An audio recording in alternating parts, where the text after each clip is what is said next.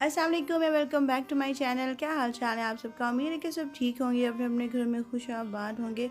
तो आज का व्लॉग स्टार्ट होता है जी अर्ली मॉर्निंग से। तो मैंने कहा कि मैं आपसे ये फ्लावर्स शेयर करूँ, बहुत ही प्यारे लगते हैं। हमारे घर में भी हैं और हमारे मामू हैं उनके घर में भी हैं। तो जब मैं वहाँ गई थी तो मैंने कुछ क्लिप्स ले लिए थे उनके घर से भी इस प्लांट के, क्योंकि जो हमारे घर में वो इससे थोड़ा डिफरेंट है। उसके पिंक फ्लावर्स हैं और इसके रेड फ्लावर्स हैं। तो मुझे बहुत अच्छा लगा, घर में बहुत ही अच्छी सी डेकोरेशन और सीनरी आ जाती है इससे। तो आप सोच रहे होंगे कि मैं इतने दिनों से कहाँ थी। तो मैंने आपसे कहा था कि हमारे गांव में भी बहुत सारी शादियाँ थी और फैमिली में भी मेरी भतीजी की शादी थी, तो हम लोग उसमें बिजी थे। दूसरा हमारा वापसी का भी हो गया था तो उसमें बिजी थे। जाहिर सी बात है, पैकिंग वगैरह में बहुत टाइम लगता है, तो पैकिंग करना और साथ में बच्चे हैं, फिर कश्मीर से रावलपिंडी ट्रैवल करना, तो इस वजह से मुझे बिल्कुल भी टाइम नहीं मिला था कि मैं कोई भी वीडियो या तो बना सकूं या फिर आपके साथ जो है कोई भी मोमेंट शेयर कर सकूं। बट मैंने ट्राई किया कि मैं थोड़ी बहुत जो क्लिप्स मैंने बनाए वो मैं आपसे शेयर करूँ, तो इंशाल्लाह मैं ज़रूर शेयर करूँगी। तो आप सब बताइए कि आप सब कैसे हैं और आपके इलाके में जो है वेदर वो कैसा है। कश्मीर में तो काफ़ी ठंड है। रावलपिंडी से मैं ये वॉइस ओवर कर रही हूँ और यहाँ पे भी काफ़ी प्लेजेंट वेदर है। हाँ, डे टाइम में टेम्परेचर 20s में होता है, बट मॉर्निंग्स में 13-15 ऐसा होता है। आई थिंक अब सर्दियाँ आ चुकी हैं, क्योंकि आज तो नवंबर 1 है जब मैं ये वॉइस ओवर कर रही हूँ। जब आप मेरी ये वीडियो देखेंगे तो इंशाल्लाह मैं ट्राई करूँगी कि मैं एक और वीडियो भी अपलोड कर दूँ। जो सारा प्रोसेस हमने किया यहाँ पे, लाइक हम कश्मीर से यहाँ पे आए, हमारा जो ट्रैवल व्लॉग आप कह सकते हैं वो। तो मेरी भतीजी की शादी हो गई थी, 30th को उसकी रुखसती थी और 29 को उसकी रुखसती थी और 30 को हम लोग यहाँ आ गए थे रावलपिंडी, क्योंकि हमें कोरोना टेस्ट भी करवाना था। तो यहाँ पे जी है हमारा ब्रेकफास्ट, साग के पराठे। साग जो है आप सबको पता होगा कि वो आ चुका है मार्केट में, शॉप्स पे, और जिन लोगों ने घरों में उगाया होगा वो थोड़ा सा लेट उगेगा, क्योंकि शॉप्स पे तो थोड़ा सा अर्ली आ जाती हैं सारी वेजिटेबल्स। तो मैंने नहीं बनाया था, मेरी जिठानी ने बनाया था। तो मैंने कहा था कि आप जब मुझे देंगी तो मैं इसके साग के पराठे बनाऊँगी, क्योंकि मुझे काफ़ी डिलीशियस लगते हैं साग के पराठे। तो ये देखिए जी, हमारा पराठा बहुत ही मज़े का बना था। इसके अलावा जी आप नेक्स्ट क्लिप देखेंगे, हम लोग गए थे अपने पड़ोस में एक शादी पे। तो ये उनके घर जो स्टेज बना था ब्राइड एंड ग्रूम के लिए, वो था, आई थिंक ये वलीमा डे था उनका या बारात डे था।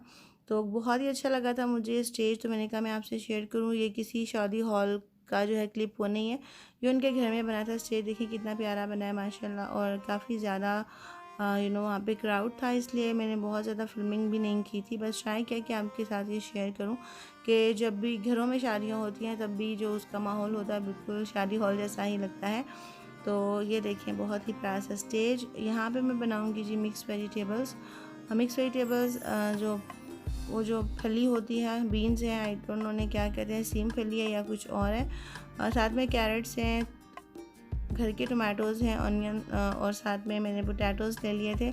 जो तोरी और भिंडी थी उनको मैंने अलग से फ्राई कर लिया, क्योंकि जो घर में वेजिटेबल्स लगी हुई थी वो भिंडियाँ थी बस, और सॉरी बैंगन है, तोरी नहीं है, और बैंगन थे, थोड़े से ही थे। तो मैंने कहा कुछ डिफरेंट शादियों में हम लोग ने जो खाया था उससे आप बहुत ही ओवर फील करते हैं। तो हमने कहा कि हल्का फुल्का सा कुछ वेजिटेबल्स बना लेते हैं।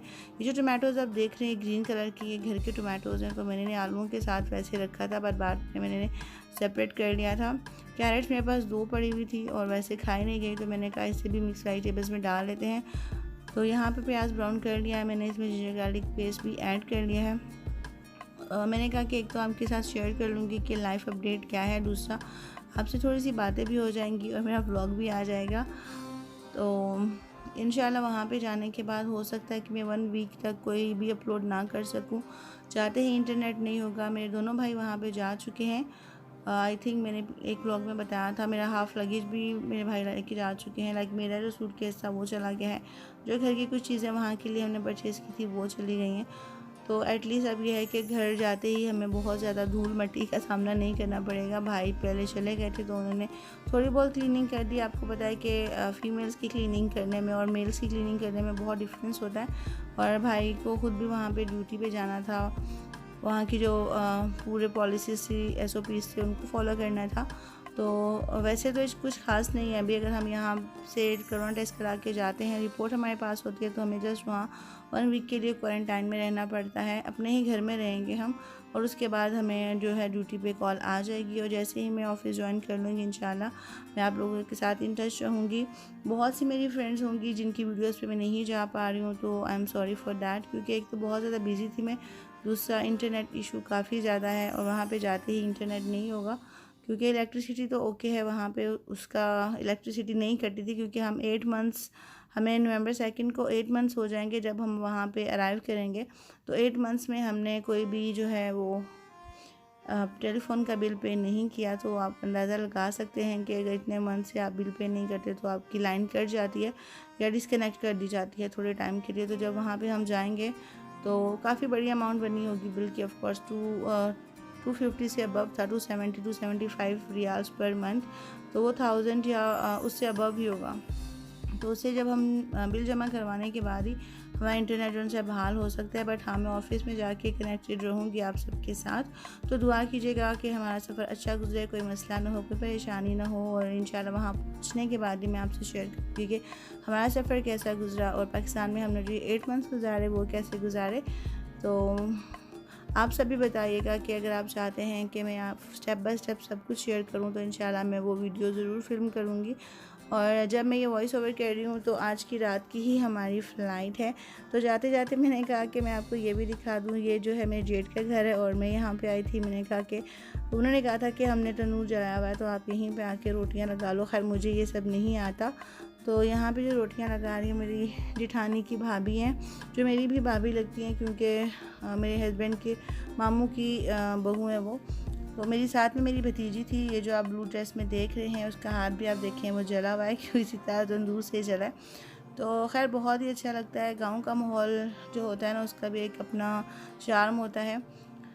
तो मुझे तो खैर ये सब नहीं आता। हाँ, मैं रोटियां बेल कर दे सकती थी, इसके अलावा मैंने कभी लाइफ में तंदूर में रोटी नहीं लगाई। इनफैक्ट जो चूल्हे पे पकाते हैं उसमें मुझे चाय वगैरह बनाना आता है, सालन भी इंसान बना लेता है इंसान, बट जो रोटी चूल्हे पे बनती है मुझे वो भी नहीं आती, क्योंकि उसको सेकने का अलग प्रोसेस होता है, तो चूल्हे में रख के सेका जाता है।